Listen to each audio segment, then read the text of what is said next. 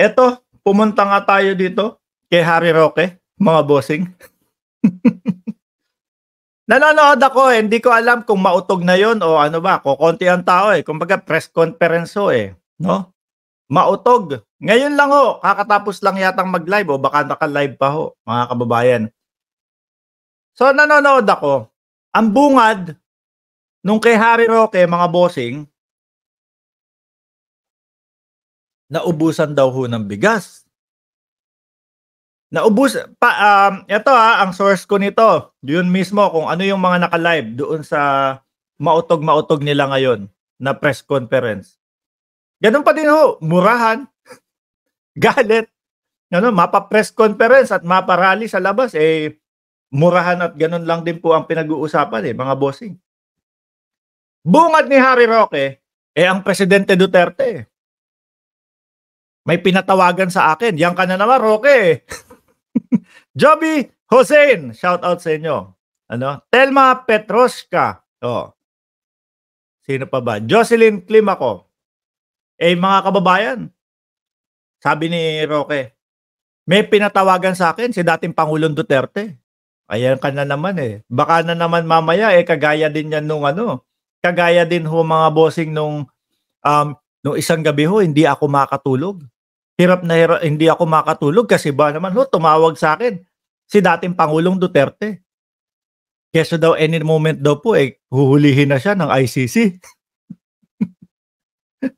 Kinabukasan, sabi ni Panelo, wala, sabi ng Pangulong Duterte, wala naman daw siyang sinasabing gano'n at walang tinatawagan. O eto, may pinatawagan daw sa kanya. Harry, sabi pang gano'n. Tawagan mo si ganito. Kinausap daw ni dating Pangulong Duterte. Sabi, mamperlatan, no? Sabi, ilabas mo. Ay, hindi. Umpisa, hoy, PI ka. Ganon. Ilabas mo ang mga bigas. Kundi, tetigihin kita. Biro mo, tapos, sabi ni Roque, ayun, lumabas lahat ng bigas. Sabi niya gano'n. Sabi ko, iba talaga ang style ninyo dati, ano?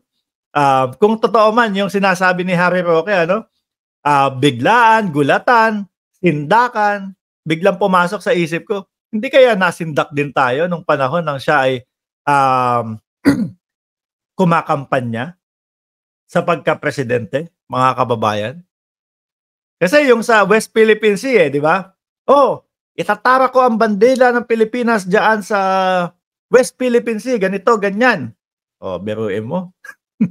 Hindi ba pwedeng sa pamamagitan ng maayos na pag-uusap, eh, yung ganito naman po, yung mga sabi-sabi ni Harry Roque, siyempre baka kwentuhan na lang ho yan, mga kababayan. Pero hindi pa din binago. Ano, hindi pa pinagbukang madiplomasya yung mama. Talagang merong kailangan. PI ka. Ilabas mo yung mga bigas. May pagbabanta. Ano po?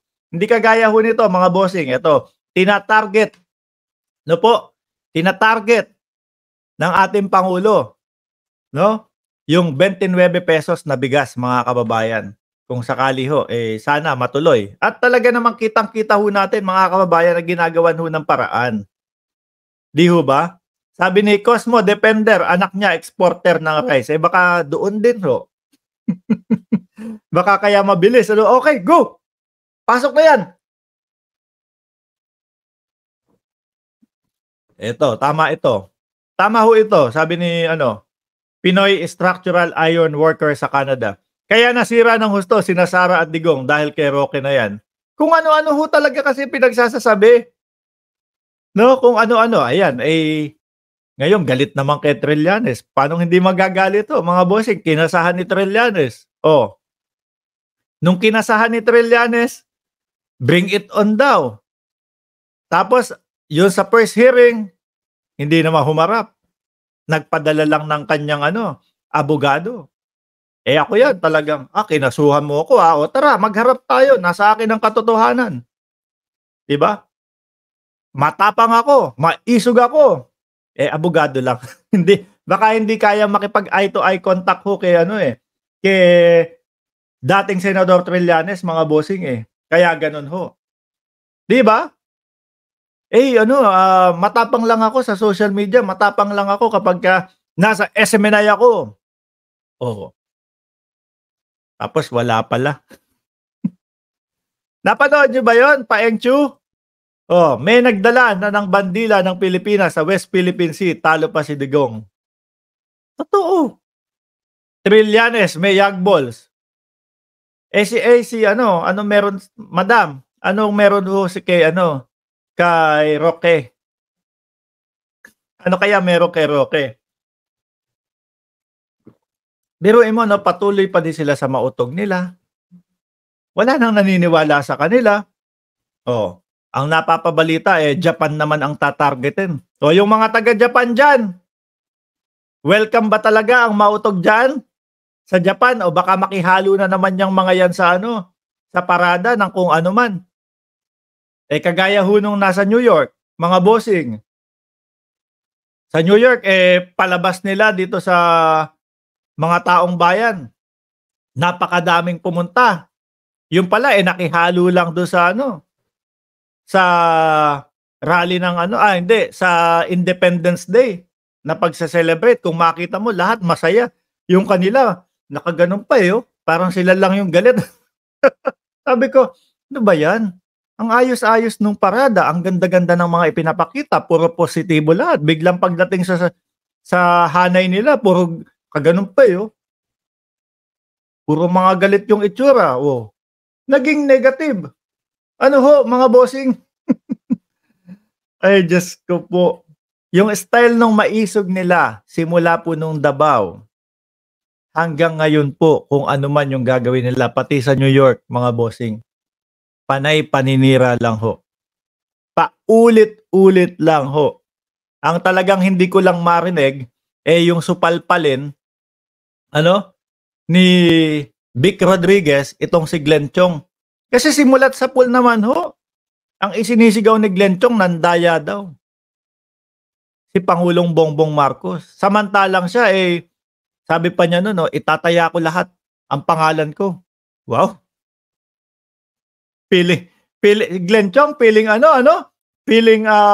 malaki ang impact sa politika, itataya ko ang pangalan ko. So, wag na sabihin na, Mark Ramos, ikaw nga, wala kang pangalan sa politika. Alam ko ho yun. Kung ihahanay mo si Glenn Chong sa mga politiko, akala mo may bilang, itataya ko ang pangalan ko kay Bongbong Marcos. Ganun yung mga sinabi niya Di ho ba?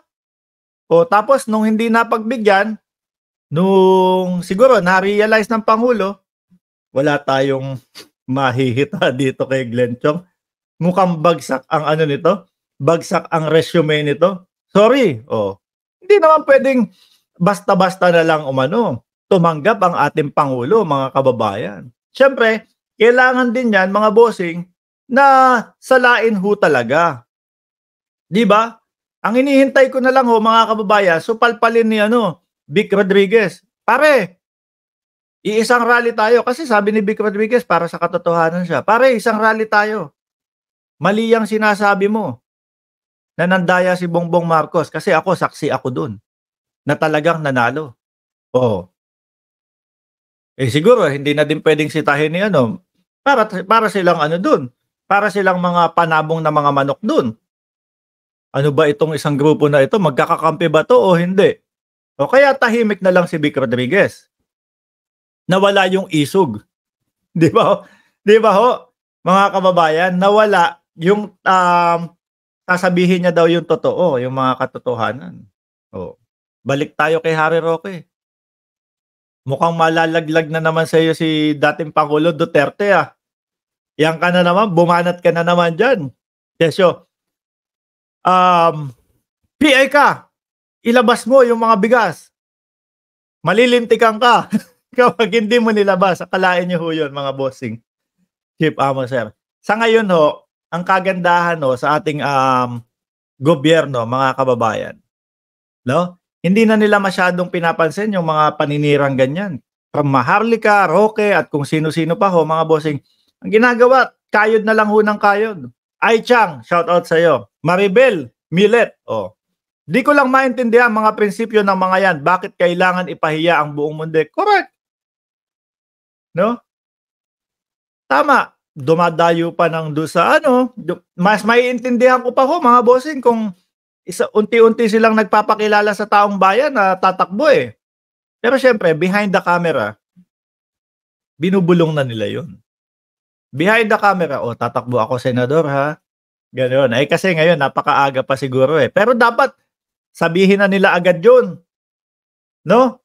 Lalo na ho at nakikita natin na wala silang panama, mga kababayan, at mukhang wala silang, lugar sa Senado, mga bossing. Sabihin na nila 'yun.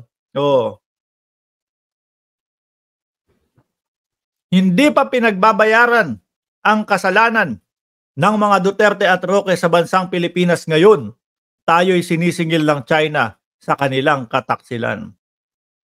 Hindi po uso sa ang GC sa kanila o group chat. Hindi sila nagkakaisa ng tinig parang mga batang hamog na nangangaroling gamit ang lata at tansan lang ang peg. Host, nasa Indonesia ka pa ba? Wala po. Nandito po tayo sa bandang kabilang side ng mundo. No, ang lahat may balik at karma sa mga sugo ni Duterte. Lahat ko na ba ito? Mga kapulisan, na kunyari sinasabi ng mga DDS na loyalty check daw. Senador ng mga DDS, hindi naman nanalo. Number 3, Harry Roque, yung Pogo Pampanga. Okay na ho tayo mga bossing. Ano ho, shout out na lang ho natin ng 1 minuto yung mga nandito at sumusuporta nitong channel natin, mga kababayan. Ayan, pindutin nyo lang po yung like button.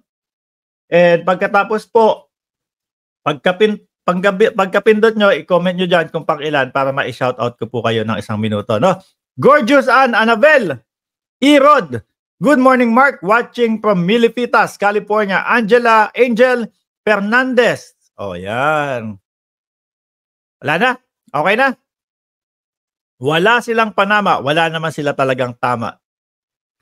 Joel Carino, Margie Barcebal, easy, nandiyan ka pala ha. Erod, ayan. Ma'am Chris Rose, paalam po. Alto Max, shout out.